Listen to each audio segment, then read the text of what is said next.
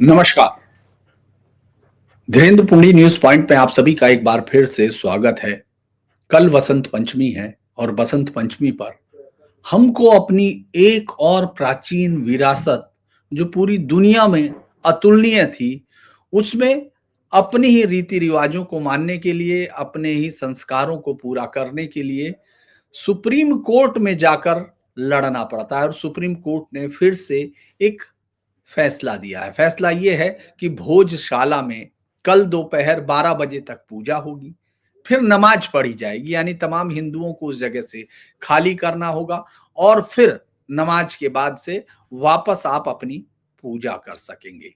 ये अखंड पूजा की याचिका पर था, क्योंकि इतिहास में जिस तरह से मुसलमान हमलावरों ने बर्बर अत्याचारी वहशियों के जो झुंड के झुंड आते रहे, वो 1947 में उनकी ज्यादातर आबादी जो हत्यारों की पूजा करने में यकीन करती है, उसने पाकिस्तान मांगा, उसको मिल गया। लेकिन उनकी मदद करने वाले लोगों ने यह भी तय किया कि इस देश में भी एक पाकिस्तान निरंतर बना रहे, ताकि फिर कभी आगे पाकिस्तान मांगा जा सके। और ये परंपराएं आजादी के बाद भी चली, और वो तमाम चीजें, चूंकि डिवीजन हिंदू मुसलमान पर हुआ था, लेकिन इस देश में मुसलमानों की आबादी अब दुनिया की सबसे ज्यादा है। और मांग क्या है, उनका प्रेशर क्या है कि वही जो 1947 से पहले का था, वो उनको उसी अधिकार के साथ इस देश को दिया जाए। यानी वो जो 1947 में पाकिस्तान मांगने वाले लोग थे, उन्होंने भले ही अपनी अलग पहचान पर देश लिया हो, लेकिन इस देश में ये बना रहेगी, ये पहचान बनी रहेगी। दरअसल भोजशाला की आज एक कहानी मैं आपको सुना रहा हूँ। भोजशाला जो है, वहां कल बसंत पंचमी पर पूजा होनी थी और उसी दिन शुक्रवार भी पड़ रहा है, क्योंकि शुक्रवार को नमाज पढ़ने की छूट उनको एक कांग्रेसी, नाम तो याद होगा ना आपको, दिग्विजय सिंह ने दी थी। बड़ा ही खतरनाक, आज वो अलग कहानियां भले ही बताते हो, लेकिन इस देश में कितना जहर अलग अलग समय पर वोटों के तुष्टीकरण ने भरा है, वो ये उसकी एक बड़ी जीती जागती मिसाल है। इस पर आज हम लोग बहुत सारी बातों के साथ करेंगे। आप लोगों से अनुरोध है कि इस पूरी किताब को, मतलब इस पूरे वीडियो को आप आखिर तक देखेंगे तो शायद एक और पन्ने से इतिहास के आप रूबरू होंगे। लेकिन खबर तो क्या है, पहले उस पर बात करते हैं। सुप्रीम कोर्ट ने मध्य प्रदेश की चूंकि जो भोजशाला है, कल उसमें पूजा होनी है, हिंदू पक्ष ने 23 जनवरी को बसंत पंचमी पर पूरे दिन अखंड सरस्वती पूजा की अनुमति के लिए 20 जनवरी को एक याचिका की थी। सुप्रीम कोर्ट ने उस पर आज सुनवाई की और अपना उस पर फैसला सुनाया। मामले की सुनवाई जस्टिस सूर्यकांत, जो सीजेआई हैं, जस्टिस जॉय माल्या बागची और न्यायमूर्ति विपुल पंचोली की पीठ ने की। हिंदू पक्ष ने कहा कि साहब, हमको इस पर सुनवाई, वकील ने कहा कि बीते कुछ वर्षों से बसंत पंचमी शुक्रवार को पड़ रही है, कल बसंत पंचमी है और सूर्योदय से सूर्यास्त तक हवन और पारंपरिक अनुष्ठान होंगे। भारतीय पुरातत्व सर्वेक्षण के वकील ने अदालत को आश्वस्त किया, चूंकि इसमें एक तीसरा पक्ष वो भी है, कि कानून व्यवस्था बनाए रखने की पूरी वो की जाएगी जैसा पहले रखी जाती रही है। अब उसने कहा कि मस्जिद पक्ष का भी वकील मौजूद था, क्योंकि उन्होंने कहा कि साहब, नमाज तो आबाद है, ये निरंतर होनी चाहिए और होती रही है, और ये हमारी एक एसेंशियल रिलीजियस प्रैक्टिस है। और मस्जिद पक्ष है कि दोपहर 1 से 3 के बीच में हम नमाज अदा करेंगे और उसके बाद परिसर को खाली कर दिया जाएगा। हिंदू वकील ने एक सुझाव ये भी दिया कि नमाज 5 बजे के बाद कराई जाए, ताकि पूजा की निरंतरता भंग ना हो। लेकिन मस्जिद पक्ष ने स्पष्ट किया कि जुमे की नमाज का समय नहीं बदला जा सकता। इस देश में मुसलमानों का कोई कुछ नहीं बदला जा सकता, हिंदुओं को लगातार बदलना होगा, और इस पूरे सामंजस्य को गंगा जमनी तहजीब कहा जाता है। तो सुप्रीम कोर्ट ने एक संतुलित समाधान, उन्होंने कहा कि अभी चूंकि सुप्रीम कोर्ट इस पर एक बहुत बड़ा फैसला भी चल रहा है, धार वो जगह है जिस पर लगातार आजादी के बाद से विवाद है। और विवाद इसलिए नहीं है कि वहां कोई चाप मंदिर था या मस्जिद था, ये तो सबको पता है, अनंगी आंखों से दिखता है। अभी जांच रिपोर्ट में मैं आपको बताऊंगा, क्योंकि इस पर भी एएसआई का सर्वे सर्वे हुआ है 2024 में हुआ है, तो उस सर्वे की रिपोर्ट भी आपको बताऊंगा, जो साफ बताती है कि वहां कोई ऐसा कुछ हो ही नहीं सकता कि वहां कोई मस्जिद है, वो तोड़ के बनाया गया। जिस तरह की तमाम मस्जिदों को तामीर किया गया इस्लामिक हमलावरों ने अपनी ताकत दिखाने के लिए, अपने धर्म की कुव्वत दिखाने के लिए, वो जो कोशिश की गई है वो आपको यहाँ दिखाई देगी। लेकिन चूंकि उस पर बहस अलग है, ये सिर्फ लड़ाई सिर्फ इस बात की थी कि 23 जनवरी को जो बसंत पंचमी है उसमें हम लोग सरस्वती पूजा करना चाहते हैं। और ये जान लीजिए, ये धार का जो लोग नहीं जानते हैं, इस मंदिर को राजा भोज ने बनवाया था। ये मंदिर नहीं है, ये एक वो थी पढ़ाई के लिए, एक पूरा का पूरा इसको भोजशाला कहा जाता था धार में। और समझ लीजिए कि ये 240 साल तक इस देश में ज्ञान की निरंतरता, 70 साल तक, लगभग 270 साल तक निरंतरता के साथ विद्यमान रही। आपको तक्षशिला याद होगा, आपको नालंदा याद होगा, लेकिन आपको धार की भोजशाला याद नहीं है, क्योंकि ये पूरी कोशिशें आपके आसपास के लोगों ने की, जो अभी भी बैठ के राम पुनियानी के टाइप जैसे लोग आपको दिखाई देंगे। तो इसी पर चूंकि बहस होनी थी, यहाँ मैं आपको इतिहास का एक एक पन्ना आज यहाँ खोलने की कोशिश करेंगे। चूंकि उन्होंने कहा भी था कि न्याय कि 1 से 3 तक नमाज के परिसर के भीतर ही एक अलग विशेष क्षेत्र उपलब्ध कराया जाएगा, जहां आने जाने के लिए अलग अलग प्रवेश और निकास मार्ग होंगे, और ताकि नमाज शांतिपूर्ण तरीके से संपन्न हो सके। और इसी तरह हिंदू समुदाय को बसंत पंचमी के अवसर पर पारंपरिक धार्मिक अनुष्ठान करने के लिए परिसर में एक अलग उपलब्ध किया जाए। कोर्ट ने कहा कि यह व्यवस्था सांप्रदायिक सौहार्द और कानून को बनाए रखने के लिए उद्देश्य की गई है, और दोनों समुदाय के बीच में किसी तरह की वो ना आए। और सुप्रीम कोर्ट के फैसले के बाद चूंकि प्रियंक मिश्रा है, उन्होंने कहा कि हमारे वकील आदेश पढ़ रहे हैं, फिर वो ब्रीफिंग करेंगे और सुप्रीम कोर्ट की आदेश से की अलग अलग से व्याख्या करें। चूंकि जो एमपी के वकील थे, उन्होंने कहा हमने परिसर में एक जगह तय की है जहां नमाज होगी और पूजा बाधित नहीं होगी। तो उन्होंने कहा कि सीजेआई ने कहा कि इस पुरातात्विक परिसर को लेकर दो तरफा दावे हैं, मामला हाईकोर्ट में लंबित है, इसलिए हम उस पर कोई राय नहीं दे रहे। हमारे सामने सिर्फ 2003 में एएसआई के आदेश का मामला है। इस आदेश में एएसआई ने शुक्रवार को नमाज और मंगलवार व बसंत पंचमी को पूजा की अनुमति दी थी। इस साल बसंत पंचमी शुक्रवार को है, तो इसी कारण प्रशासन को व्यवस्था बनाने में दिक्कत हो सकती है। हमने मध्यस्थ पक्ष मध्य प्रदेश और एएसआई को सुना, याचिकाकर्ता को भी सुना, और मुस्लिम पक्ष के लोग 1 से 3 के बीच में आएंगे, उनके लिए अलग रास्ता रखा जाएगा, ये कहा। तो मस्जिद में एक वकील ने कहा कि एक ही गेट है, तो उन्होंने कहा भाई प्रशासन ध्यान रखेगा। लेकिन जो गोपाल शर्मा हैं वो कह रहे हैं कि पूजा तो अखंड होगी, जो चूंकि भोगशाला मुक्ति यज्ञ एक समय चल रहा है वो वहां होगा। पूजा सूर्योदय के साथ शुरू होगी और सूर्यास्त तक चलेगी। नमाज एक अन्य जगह पर होगी, ऐसा कहा जा रहा। तो इसीलिए अब देखा जाएगा कि वहां क्या क्या होगा, उस पर होगा। 8,000 पुलिसकर्मी वहां मौजूद है। धार में 8,000 पुलिसकर्मी भेजे गए हैं। 50% फोर्स कल रात में ही पहुंच गई थी और आज वहां पहुंच जाएगी। चूंकि इंदौर रेंज के आईजी अनुराग सिंह कह रहे हैं कि पुलिस की पूरी तैयारियां हो चुकी है, सीसीटीवी से निगरानी है, डिप्लॉय का प्लान बन चुका, 3D मैपिंग हो रही है, और तमाम लोग 300 मीटर का जो इलाका है वो नो फ्लाई जोन घोषित कर दिया गया। ना ड्रोन होगा, ना कोई यूएवी होगा, पैराग्लाइडिंग, हार्डवेयर जोन, कोई भी और वो नहीं होगी। सार्वजनिक स्थलों पर कोई सामग्री नहीं रखी जाएगी। आप समझ रहे हैं, निर्माण सामग्री, ईंट, अद्धे और सब चलने के लिए जो शुरू हो जाता है वो सब नहीं होगी। और एआई से, यानी आर्टिफिशियल इंटेलिजेंस और ड्रोन कैमरों से भीड़ पर निगरानी रखी जा रही है। धार भोजशाला में हर मंगलवार को ढोल झांझ मंजीरे के साथ हिंदू समाज के लोग सुंदरकांड का पाठ करते हैं, और मुस्लिम समाज जुम्मे को नमाज पढ़ता है। बाकी सब जगह वो कोई भी टिकट लेकर जा सकता है। आखिर ये धार है क्या और उसका क्या है? क्योंकि आप ऐसे शुरू करें कि आप अपने दिमाग में सोचें कि एक जगह जहां हजारों साल पहले ज्ञान की देवी की सरस्वती की पूजा होती हो, जहां राजा भोज के समय विद्यार्थी संस्कृत के श्लोक पढ़ते हो, गाते हो, और हवा में विद्या की खुशबू। लेकिन फिर कौन? बर्बर हत्यारे, आक्रमणकारी, जिनके पास सिर्फ हत्या या दुनिया को देने के लिए नरसंहारों के और कुछ नहीं था। वो आते हैं, तलवारें चलती हैं, मूर्तियां टूटती हैं, पवित्र स्थल रौंद दिया जाता है। वहां आज भोजशाला अपनी कहानी सुनाती है। एएसआई की रिपोर्ट के जरिए ये बताती है कि क्या इतिहास को इस तरह से नजरअंदाज किया जाएगा, जबकि इतिहास को उसका भाव भी देना पड़ा। इस लोगों ने उसके कई बार टुकड़े ब्याज सहित अदे किए, लेकिन वो चल रहा है तो वो हम लोग अब इसको ये शुरू करते हैं कि आखिर ये हुआ क्या है। मैं पूरी रिपोर्ट भी इसकी हुई है, लेकिन उससे पहले आप थोड़ा-सा जान लीजिए कि इसका इतिहास क्या कहता है। ये बहुत ही इम्पोर्टेंट्स है। ये धार जो कस्बा अब आपको एक छोटा-सा शहर दिखाई देता है, कभी परमार राजवंश की राजधानी हुआ करता था। वहाँ जो भोजशाला है वो हिंदुओं के लिए देवी सरस्वती का प्राचीन मंदिर और शिक्षा का केंद्र था। मुसलमान अब उसको कमाल मौला की मस्जिद कहते हैं, तो वो तो है। अब चूंकि ये 9वीं से 14वीं शताब्दी तक मालवा क्षेत्र पर परमार वंश शासन करता था और सबसे ज्यादा प्रसिद्ध राजा भोज हैं।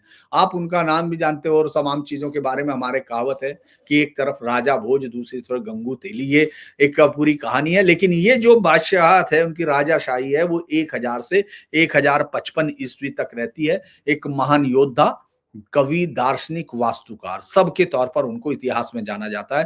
भोज ने शिक्षा, कला और प्रोत्साहन दिया। श्रृंगार प्रकाश और सम्रांगण सूत्रधार, यानी जो आर्किटेक्चर पर जिन लोगों को लगता है उस पर बाकायदा ये एक ग्रंथ लिखा, योग सूत्र जैसा ग्रंथ लिखा। और वो सरस्वती के अनन्य भक्त थे, लिहाजा उन्होंने एक विशाल शिक्षा का केंद्र स्थापित किया जिसे भोजशाला कहा गया। ये जो निर्माण हुआ वो 1034 के आसपास हुआ। ये केवल न केवल गुरुकुल था, संस्कृत, व्याकरण, ज्योतिष, दर्शन, काव्य शास्त्र की शिक्षा दी जाती थी। इसमें एक बड़ा भव्य मंदिर बनाया गया जिसमें वाग्य देवी यानी मां सरस्वती का मंदिर स्थापना की गई। मेरुंगत आचार्य की एक पूरी 14वीं शताब्दी की एक बहुत किताब है प्रबंध चिंतामणि, उसमें इस भोजशाला का उल्लेख भी है। चूंकि ये बहुत लंबा मुकदमा होता रहा, इसलिए मैं आपको ये थोड़ी सी कहानियां बता रहा हूं। मुकदमे पर आप जाएंगे और आपको दिग्विजय सिंह की एक ऐसी कहानी और पता चलेगी जो अभी तक आपने सोची नहीं, क्योंकि वो आदमी कितना ज्यादा मुस्लिम वोटों के लिए कानूनों को, सब चीजों को तोड़ मरोड़ सकता था और अपने आप को, क्योंकि उस समय तक उसका गुरु अर्जुन सिंह सहमत जैसी संस्था के साथ एक आपत्तिजनक फोटो प्रदर्शनी तक लगवा चुका था अयोध्या में, तो उसको इस सब से बहुत ताकत मिलती थी। लेकिन उससे पहले हम हिस्ट्री पर वापस आते हैं। तो चूंकि ये बताती है कि जहां मतलब जो पूरे स्तंभ थे, देवी देवताओं के चित्र थे, नक्काशी थी, संस्कृत श्लोक और प्राकृत काव्य वहां थे। और अब चूंकि जो पुरातात्विक साक्ष्य मिले हैं, पूरी रिपोर्ट भी आपके, वो भोजशाला एक बहुमंजिला संरचना थी जिसमें पुस्तकालय था, व्याख्यान कक्ष थे, मंदिर शामिल था। यहाँ स्तंभों पर उकेरे गए शिलालेखों पर राजा उदयादित्य यानी जो भोज के उत्तराधिकारी थे और नवरमन उनके नाम मिलते हैं, जो शिव और सरस्वती की पूजा का उल्लेख करते हुए। ब्रिटिश म्यूजियम में एक मूर्ति रखी हुई है जिसकी एक बहुत लंबी लड़ाई चल रही है, जिसपे बाकायदा हिंदुस्तान के एक अधिकारी वाकणकर साहब भी गए थे, उन्होंने उसको चेक किया था। और ये 1091 की मूर्ति है, इसको मां सरस्वती की मूर्ति लोग मानते हैं। हालांकि एक अलग है कि ये जैन देवी अंबिका के रूप में भी पहचानी जाती है, जो वाग्य देवी का ही एक रूप है। अब इसको लाने की बात हो रही है, लेकिन अभी तक शायद आई है नहीं, इसके बारे में अभी मैंने डिटेल नहीं निकाला, लेकिन अभी बहुत लंबा चर्चा थी। भोजशाला धार शहर के केंद्र में थी, जो ग्रिड लेआउट पर बनी थी और मालवा की सांस्कृतिक राजधानी थी। मैं इसकी पूरी लूट की किताबें यहाँ पीछे रखी हैं, जिसमें एक के बाद एक है कि उन इस्लामिक हमलावरों ने जो सिर्फ इस्लाम के नाम पर कत्लो गारत करते थे, चूंकि उसकी मूल भावना वही है, तो उसमें इसका ये भी नहीं कह सकते कि आप इस्लाम के नाम पर, चूंकि वो वही करते थे जो उनको आता है।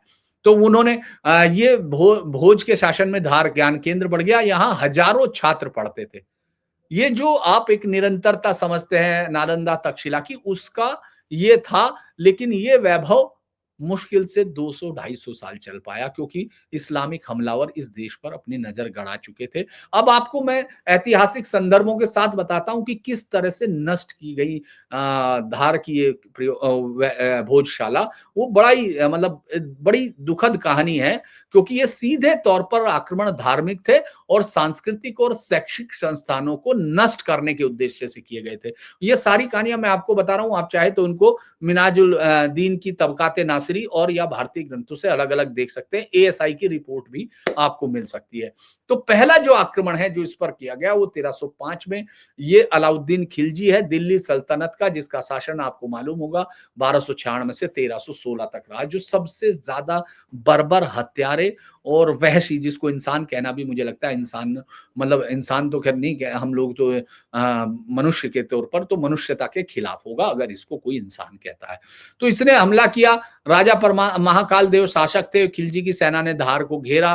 तबकाते नासिरी जफरनामा में इसका वर्णन है।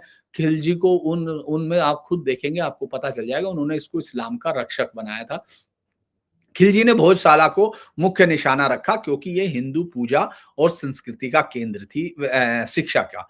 तो जो अगर आप बहुत सारे ऐतिहासिक सोर्स देखते हैं तो खिलजी की सेना ने भोजशाला में घुस के 1200 से ज्यादा छात्रों और शिक्षकों की हत्या की, जिन्होंने इस्लाम अपनाने से इनकार किया। ये वो लोग थे जिन्होंने कहा कि नहीं, हम जिस धर्म में हैं वही धर्म हमको उसी में रहना है, तो इन्होंने कत्ल कर दिया। ये छात्र संस्कृत और वेद के स्टूडेंट थे और इसके अलावा जो पढ़ाने वाले थे वो इन सब मंदिर की माँ देवी की मूर्ति को तोड़ा गया, पुस्तकालय को जला दिया गया। आप याद कीजिए नालंदा, या आप याद कीजिए तक्षशिला, या दुनिया के किसी भी विक्रमशिला, किसी भी विश्वविद्यालय को याद कीजिए, आपको इसी तरह से एक टेंडेंसी मिलेगी। इसलिए जो लोग यहाँ बैठ के ये कहानी सुनाते हैं आपको, राम पुनियानी टाइप या अशोक कुमार पांडे टाइप, जो ये बताते हैं कि नहीं साहब इतिहास ऐसे था, वो झूठ और मक्कारी को गढ़ते हैं और आपके जहन से सच को दूर ले जाकर सब चीजों का सरलीकरण करते हैं। उन्होंने मेरुतंग ने भी इस नरसंहार का प्रबंध चिंतामणि में उल्लेख किया। यानी आपको दोनों मिलते हैं, एक तरफ जो जफरनामा तबकाते नासिरी उनमें है, साथ में एक जो प्रबंध चिंतामणि जो ग्रंथ है उनसे इतर है, उसमें भी इस नरसंहार का उल्लेख है। वहां कहा गया खिलजी ने सरस्वती के मंदिर को ध्वस्त कर दिया, ज्ञान के केंद्र को रोन दिया। जो एएसआई की रिपोर्ट है जो 2024 है, मैं उसमें आपको विस्तार से बताऊंगा। उसमें बताया गया म्यूटिलेटेड स्तंभ और देवताओं की टूटी हुई मूर्तियां जैसे गणेश और ब्रह्मा इस काल की हिंसा की गवाही देती हैं। खिलजी ने मंदिर के अवशेषों से तुरंत उन्होंने मस्जिद बनाने का आदेश दिया और बाद में इसी को कमाल मौला कहा गया। ये वही सूफी परंपरा का है जिसको इस देश में बहुत भावुक होकर बेचा गया। बॉलीवुड की फिल्मों ने इसको पूरी दुनिया का गंगा जमनी तहजीब का सबसे बड़ा नायाब कारनामा, और जो आपके यहाँ घूमती हुई वो विश्व बेले हैं, वो सब इसको बहुत आसानी से एक नई सिंक्रेटिक कल्चर बताती है। जबकि आप जाएंगे तो आपको 2 मिनट में पता चल जाएगा उस सिंक्रेटिक कल्चर का अर्थ क्या है। जब आप पूछेंगे कि क्या वो अल्लाह के अलावा किसी और की पूजा की इजाजत देते हैं क्या, बस एक ही सवाल से वो सब खत्म हो जाते हैं। उसके लिए आपको ज्यादा पूछने की जरूरत नहीं। तो दूसरा आक्रमण क्या है? दिलावर खान का आक्रमण हुआ, वो 1401 ईस्वी में हुआ। खिलजी के बाद दिल्ली की सल्तनत के गवर्नर दिलावर खान, जिसको कहा जाता है मालवा सल्तनत, उसने बनाई। 1401 में उसने धार पर कब्जा किया। दिलावर जो मूल रूप से तुर्क था, हिंदू संरचनाओं को नष्ट करने का उसने वहां पूरी सब जगह उसने वो चलाया हुआ था उस समय अभियान। और उसने भोजशाला के निकट विजय मंदिर, जिसको सूर्य मर्तंड मंदिर कहा जाता है, अलग अलग जगह पर है। उस समय सूर्य पूजा सब जगह थी। आप याद कीजिए कि खुद उससे पहले 1316 से पहले ही तोड़ चुका था उसको, जो उसका मंदिर है मोटेरा का सूर्य मंदिर को किस तरह से अलाउद्दीन खिलजी ने ध्वस्त किया था। तो यहां भी उसने सूर्य मंदिर को ध्वस्त किया और सरस्वती मंदिर के हिस्सों को दरगाह में बदल दिया। जो लोग भी हिंदू दरगाह पर जाते हैं वो हमेशा अपने पूर्वजों के खून में हाथ लगाकर उसका तिलक लगाने जाते हैं, और वो उन हमलावरों को वैधता प्रदान करते हैं जिन्होंने इस देश के साथ रेप, बलात्कार और यहाँ की बच्चियों, महिलाओं को गुलाम बनाकर, सेक्स स्लेव बनाकर दुनिया की मंडी में बेचा। ये उसकी दरअसल ये हर एक पूजा, हर एक दरगाह पे दिया गया चढ़ावा उस रास्ते को जस्टिफाई करता हुआ दिखता है। तो वो जो तारीख फरिश्ता में भी इसके इतिहासकार ने इसको बोला कि दिलावर ने काफिरों के मंदिरों को मस्जिदों में बदल दिया। इसी आक्रमण में इसमें ही भोजशाला के जो बच्चे बेचते थे उसको भी लूटा। पुजारी और छात्रों को दोबारा उसी अत्याचार से गुजरना पड़ा।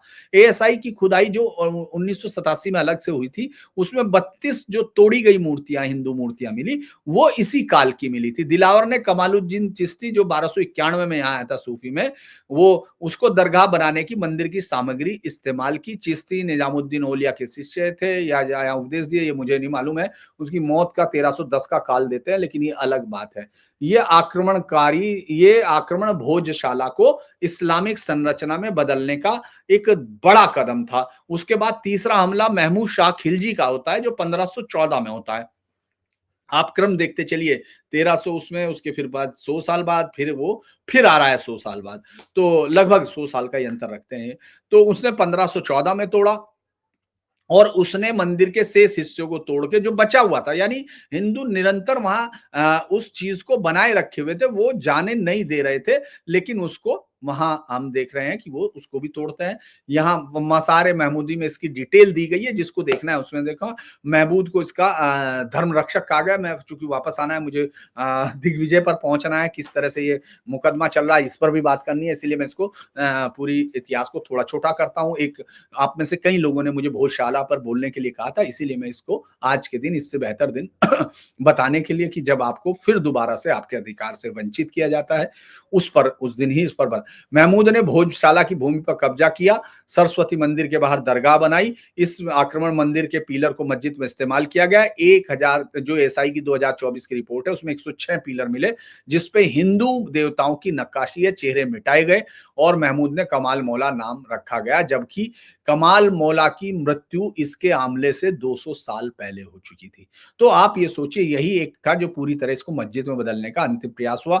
अलग अलग हमले उसके बाद हुए। औरंगजेब मुगल सम्राट ने भी धार पर हमला किया। मसायर आलिमगीर में कहता है कि मालवा में हिंदुओं के मंदिरों को नष्ट किया गया, भोजशाला के कुछ बचे हुए हिस्से तोड़े गए और 1875 में, यानी मेजर जनरल विलियम किनकेड ने खुदाई की, सरस्वती मूर्ति जो लंदन में गई, जो अब वहां है ब्रिटिश म्यूजियम में, और धार गजेटियर में मंदिर की सामग्री का उल्लेख उन्होंने उसमें किया है।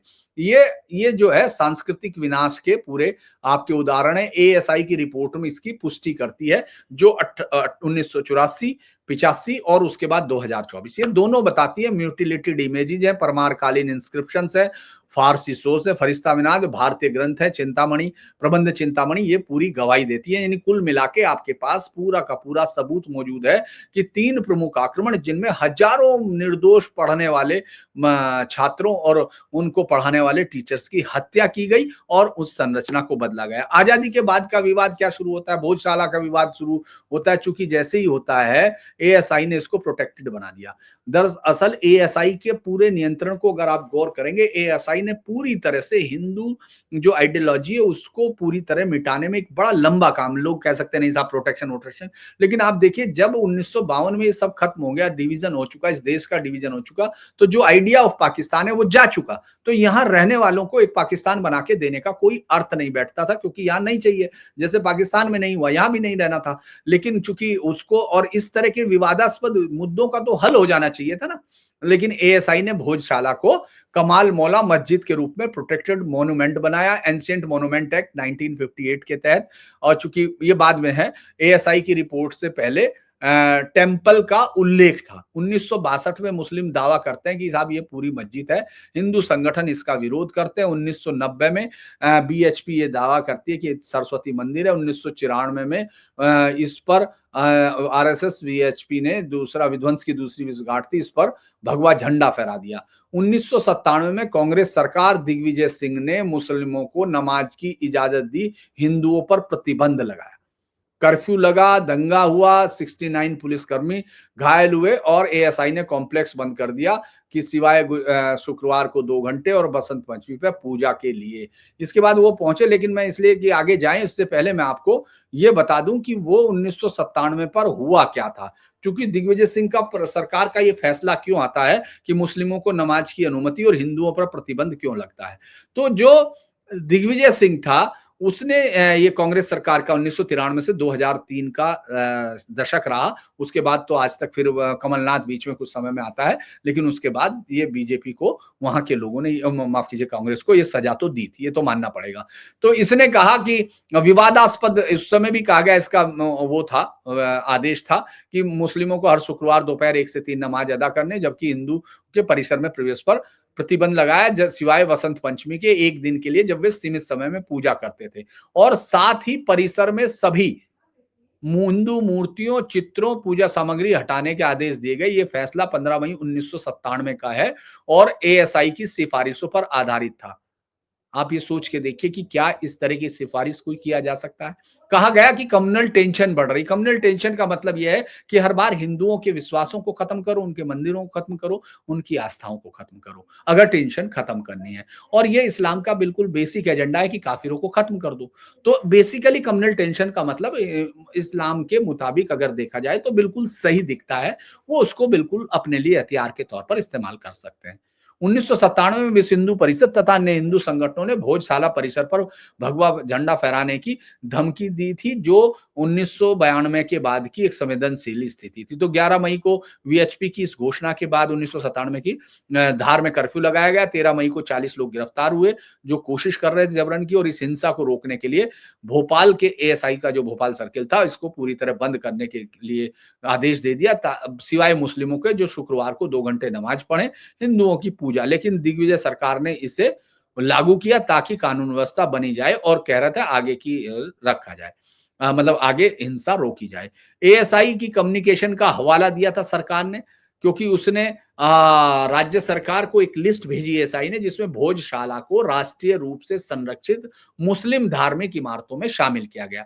दिग्विजय सिंह ने इसी को बेस बना के अपना फैसला ले लिया। एएसआई का तर्क था कि साहब मूल रूप से कमाल मौला मस्जिद है, जबकि उसने और इसमें हिंदू मंदिर अवशेष है, जबकि मूल रूप से वो मंदिर है। लेकिन चूंकि एएसआई पर कभी ने ये सरकार भी उस तरह के फैसले नहीं ले पाई कि एएसआई के उन जड़ों को देखा जाए जहां इस्लामिक कट्टरवाद को संरक्षित करने का कंटिन्यू अभियान भी चलता रहा। सरकार ने इसे मुस्लिम धर्मस्थल मान के नमाज की इजाजत दे दी थी, ताकि और हिंदुओं के प्रवेश पर प्रतिबंध लगाया ताकि विवाद ना बढ़े, और यही तुष्टिकरण की थी। और ये खासकर विधानसभा चुनाव से पहले मुस्लिम वोट बैंक को खुश करने के लिए था। 1998 में कांग्रेस की हार हुई। वैसे तो 2003 ये गड़बड़ इसमें था। दिग्विजय सिंह ने बाद में कहा कि एसआई की सिफारिश पे था और शांति बनाए रखने को था। लेकिन 18 फरवरी 2003 को बसंत पंचमी पे कर्फ्यू लगा के हिंदू भक्तों पे लाठीचार्ज हुआ। गिरफ्तारियां हुई 1234 पर हिंदुओं पर झूठे केस, मतलब केस है, किसी को उम्र कैद और ये सब वापस, ये मतलब इनको वेरीफाई करना था, लेकिन ये मैं जब लिख रहा था तो उस समय ये चीजें आई थी। इसी से 2023-3 के बाद एक नया अरेंजमेंट किया गया, जिसका सुप्रीम कोर्ट ने अभी हवाला दिया है कि हिंदू मंगलवार को पूजा, मुस्लिम शुक्रवार को नमाज। और आज भी हिंदू जो है इसको अन्याय मानता है, क्योंकि एएसआई की रिपोर्ट ने ये साबित किया 2024 में भी कि ये जो है एक हिंदू मंदिर है। एएसआई ने इसको कमाल मौला मस्जिद क्यों कहा था? इसको आधार उसने बनाया था Asian monuments and archaeological sites and remains act 1951, जो 58 में अपडेटेड हुआ। उसने कहा कि इसको 2003 1902-3 में एएसआई की रिपोर्ट में मंदिर अवशेषों से बनी मस्जिद, तो इसीलिए उन्होंने इसको ये रिकॉर्ड दर्ज कर लिया था। वो चाह रहे थे कि कंटिन्यूटी करे, जबकि उनके पास ये एक्ट 1951 के तहत एएसआई के पास ये अधिकार था। लेकिन वे ऐतिहासिक वर्तमान उपयोग पर आधारित नाम रखते थे। और चूंकि टेम्पल मटेरियल का उल्लेख था 1902 और 1903 में, लेकिन संरचना मस्जिद थी, तो लिहाजा उन्होंने एएसआई ने भोजशाला को मिथक बना के, जबकि जबकि उसके सामने है ये रिपोर्ट्स है। और चूंकि कमाल मौला कौन आदमी, कहां से आया हुआ, क्या किया हुआ, इसका कोई मतलब नहीं, सिर्फ इसके अलावा कि ये कब्जे के लिए तैयार किए जाने वाले नाम थे। तो मुझे लगता है कि अब हम आपको एक और बता दें कि इसके बाद की कहानी क्या हुई। ये भोजशाला फिर वो हुआ क्या, क्योंकि भोजशाला के लिए एक सर्वे अभी हुआ, यानी पिछले साल आप उसको जोड़ सकते हैं। अब ये कहानी शुरू हो गई 2003 से अब तक चलता रहा, लेकिन ये हलचल होती रही। गुजरात समय के समय में जब गुजरात दंगे हुए थे, उस वक्त भी धार में दंगा हुआ था, और कारवान जैसी मैगजीनों को आप जानते होंगे, उन्होंने कहा भोजशाला का नाम ब्रिटिश ने दिया था। लेकिन बस मतलब उसने ये तक किया कि उसको भोजशाला नहीं थी, वो ये खत्म करने की बात थी। और हिंदू फॉर जस्टिस ने 2022 में एक पिटीशन दी मध्य प्रदेश हाई कोर्ट की इंदौर बेंच में, कहा कि मस्जिद खिलजी ने टेम्पल तोड़ के बनाई थी और एएसआई का सर्वे हो। 2024 में एमपी हाई कोर्ट ने सर्वे का ऑर्डर दिया। 11 मार्च 2024 को यह फैसला है। जस्टिस ए धर्माधिकारी और जस्टिस डीवी रमन ने एएसआई को 6 हफ्ते में साइंटिफिक सर्वे का निर्देश दिया। कार्बन डेंटिंग की जीपीआर, ग्राउंड पेनिट्रेटिंग रडार खुदाई शामिल हुई। 22 मार्च से सर्वे किया, 2 बार इसका एक्सटेंशन लिया गया। इसके बाद तुरंत जो है मौलाना कमालुद्दीन वेलफेयर सोसाइटी ने सुप्रीम कोर्ट में अपील की, सर्वे पे स्टे मांगा। 1 अप्रैल 2024 को सुप्रीम कोर्ट के जस्टिस ऋषिकेश रॉय और पीके मिश्रा ने स्टे नहीं दिया, लेकिन रिपोर्ट पर एक्शन बिना परमिशन के नहीं होगा। जुलाई 2024 में एएसआई ने रिपोर्ट सबमिट कर दी। 2000 पेज की ये रिपोर्ट है। स्ट्रक्चरल टेम्पल मटेरियल से बनी 97 मूर्तियां, 37 हिंदू देवताओं की इंस्क्रिप्शन परमार काल के हैं। और ये 2 जनवरी 2025 को एससी ने भोजशाला केस को प्लेसेस ऑफ वर्शिप एक्ट 1991 के साथ टैग किया, सीजेआई संजीव खन्ना के उसमें। और अब ये जो है उसमें आया हुआ, क्योंकि वो लड़ाई अभी 1947 की स्थिति को बरकरार रखने वाली प्लेसेस ऑफ वर्शिप एक्ट से जुड़ी है, तो इसीलिए ये अभी तक चल रहा है। मुस्लिम पक्ष जो है वो हिंदू पक्ष कह रहा है एएसआई के रिकॉर्ड पर जाइए, जबकि वो मुस्लिम पक्ष कह रहा है कि साहब नहीं, आप 1902-3 के उस पर जाइए। अब ये चूंकि जो मैंने बताया, कार्बन डेंटिंग, खुदाई और जांच हुई, फोटोग्राफी की गई, 3D स्कैनिंग और केमिकल एनालिसिस, ये मल्टी डिसिप्लिनरी सर्वे था जिसमें इतिहासकार, आर्कियोलॉजिस्ट और साइंटिस्ट शामिल थे। एएसआई की जो मुख्य फाइंडिंग्स है मैं आपको बता देता हूं, फिर उसके बाद इस वीडियो को खत्म करेंगे, बड़ा लंबा वीडियो हो गया। कुल 97 मूर्तियां मिली, जिसमें 37 हिंदू देवी देवताओं की खंडित मूर्तियां हैं। गणेश, ब्रह्मा, विष्णु के नरसिंह अवतार, कृष्ण, महादेव, महिषासुर मर्दनी, हनुमान और वाग्देव की मूर्तियां प्रमुख हैं। कुल 1700 अधिक अवशेष मिले, रेलिक्स मिले, जिसमें से 650 को महत्वपूर्ण माना। खंडित मूर्तियां, वास्तुशिल्प के टुकड़े जैसे पिलर्स, प्लास्टर्स और नक्काशीदार पत्थर। एक क्षतिग्रस्त वाग्देवी की मूर्ति मिली जो हिंदू पक्ष के दावे को मजबूत करती है कि यह सरस्वती मंदिर था। इस मूर्ति के चेहरों पर और अंगों को जानबूझकर क्षतिग्रस्त किया गया था, जो मध्यकाल के आक्रमणों को आपको, वो तो अभी भी आपको दिखता होगा, वो आज भी ये कोशिश हर एक जगह आसपास करता है अगर किसी जिहादी को इसका मौका मिलता है। तो ये दिखता है, संरचना के पिलर और दीवारों में पुनः उपयोग किए गए मंदिरों के हिस्से मिलते हैं। हिंदू देवी देवताओं की नक्काशी, संस्कृत श्लोक और प्राकृत काव्य अंकित है जो 10वीं-11वीं शताब्दी के हैं। तो इंस्क्रिप्शन परमार काल के हैं। राजा भोज, उनके उत्तराधिकारियों के नाम मिलते हैं। सिक्के मिलते हैं, 31 सिक्के, वो अलग अलग समय के हैं। सिक्के ऐतिहासिक काल को दर्शाता है। और भूमिगत सर्वे से पता चला बेसमेंट मंदिर शैली की संरचनाएं हैं जो शिक्षा केंद्र का हिस्सा लगती हैं। मूल रूप इसका हिंदू मंदिर है। कोई भी फाइंडिंग्स मस्जिद के मूल रूप को सपोर्ट नहीं करती है। तो ये इसको एक बड़ा बताया, तो ये एक पेंडिंग है। अभी ये केस हाई कोर्ट में इसमें रिपोर्ट सबमिट हो गई थी। हियरिंग 22 जुलाई 2024 को निर्धारित थी। अब अपील की कोई बदलाव नहीं है और इसको 1995 में, अब ये कब सुनवाई होगी अभी पता नहीं, क्योंकि फाइनल फैसला नहीं है। लेकिन एक और तय हुआ कि एक और वसंत पंचमी पर वहां पूजा नहीं होगी। तो अगर आपको ये वीडियो लगता है कि एक अच्छा वीडियो है तो आप इसको लाइक कर सकते हैं, सब्सक्राइब कर सकते हैं, हमारे चैनल को शेयर करें ताकि ज़्यादा से ज़्यादा रीच बढ़ सके। और अगर हाइप का एक्शन है, आप पास ऑप्शन है, तो उसको भी लाइक करें। आज के लिए इतना ही। नमस्कार।